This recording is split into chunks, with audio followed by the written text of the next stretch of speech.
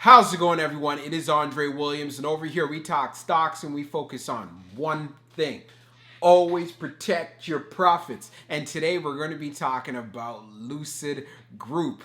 I know you guys saw that dip today. I was able to add to my position when it was under 16 bucks. I know I came on Webull asking many of you guys these questions, and you guys said, yeah, we got in at some good prices, but I won't waste any more time. Let's jump into the agenda. If you're new to this channel, I just want to let you know we have timestamps down below inside the description. But if you are a shareholder or you're thinking about taking a position, I highly suggest you watch this full entire video. So the first thing that we're going to go over is the technical analysis. We're going to be taking a look at support, taking a look at resistance, and the type of move that you want to see from Lucid, especially if you're bullish and you believe in the long-term prospects and other opportunities, even if you want to add more to your position. And then we're going to be going on Fintel, taking a look at the short interest information. We want to know, are shorts still heavily vested inside of this play? And then afterwards, we're going to be taking a look at the order flow distribution. Were institutions loading up on large-scale orders today? We're going to find out. And then when all of that is done, we'll be jumping into the final thoughts and as well as some more key details. So let's get to it. So we're going to be doing a technical analysis for Lucid. So let's see how it performed on the day. So it ended up closing at $17.79, being down 10.87%. On the low, it tested $16.12, and then on the high, testing $18.44.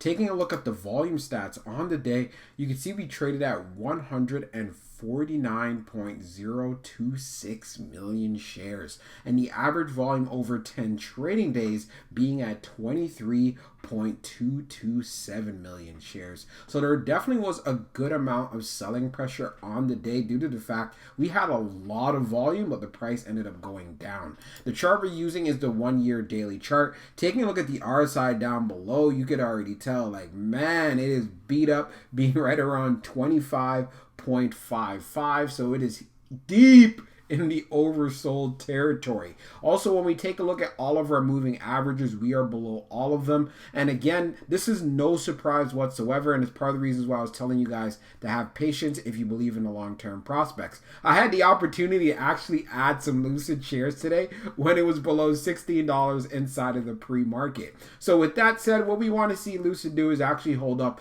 this $16 level. We could see as far as it's been at that particular area in the past, it has been a while. It was like, let's see, all the way back in January, it was trading at this $16 level. So that is crazy. So what I'm going to be looking forward to, we need to see some momentum from Lucid. Let's be honest here. I know many of us had the opportunity to actually purchase some shares. Everything is good. Now we want to see some things going on the up and up. So one thing that we did see as far as resistance is concerned, we had some right here at $18.44. So this is an area you're going to want to look forward to seeing Lucid actually break. If it's able to get past this particular area of resistance that it had today, then of course you want to look forward to seeing a strong move to $20. I won't be surprised though if there's going to be a lot of profit taking and a lot of selling pressure. So that's why if we end up having a big time catalyst coming through, that's when I'm going to look forward to seeing some movements. But for the most part, it is looking fairly bearish due to the fact that we are below all of the major moving averages. But again, this just means it's just an opportunity for anyone that believes in the long-term prospects like myself. So we're going to take a look at the recent short interest information for Lucid. So as we scroll down on the page, short shares availability is at 2,000 updated 20 minutes ago, and the short borrow free rate is at 20.98%.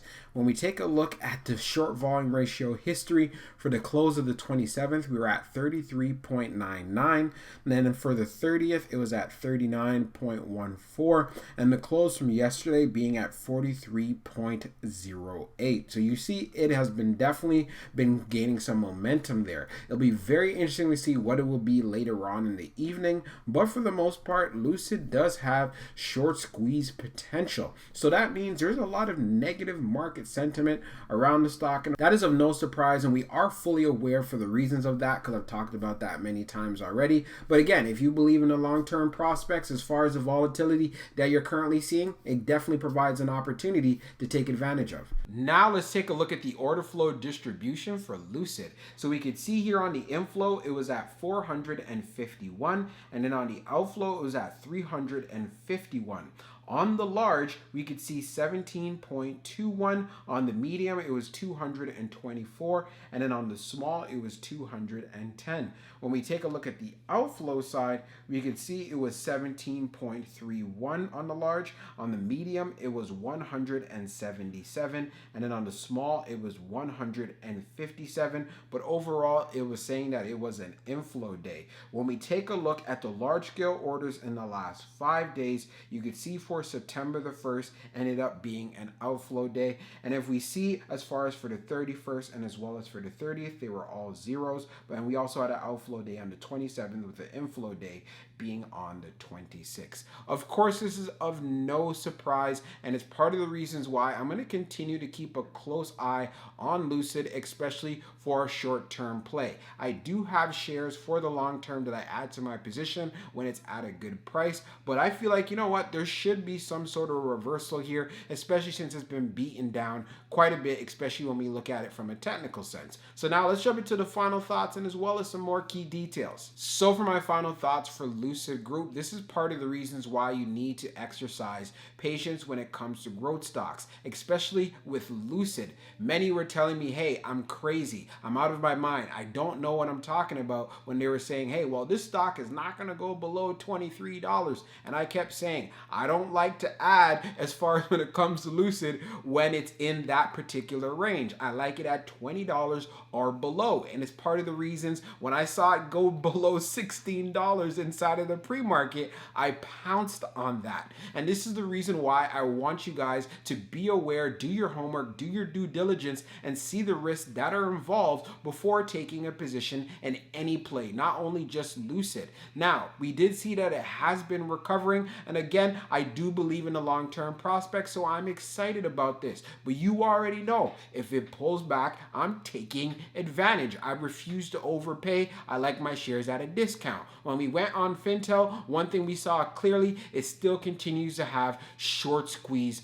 potential. I know many of you will be excited about that. I know many of you also trade off of the fluctuations in this particular play. So again, have your game plan, have your strategy laid out. As far as where the price is for the current stock being in that $17 range, I know I'm going to get that question. So Dre, should we buy right now or wait for it to pull back? Again, this is going to come down to you and what entry you have, because I know that many of you have different cost averages. So if you're trying to average down, hey, there's definitely an opportunity that was presented to you for today. Can it pull back even further? Most definitely. Can it go back up? Most definitely. So that's part of the reasons why I can't give you a hard answer. But one thing I know for sure, if it does pull back even more, I will be adding to my overall position.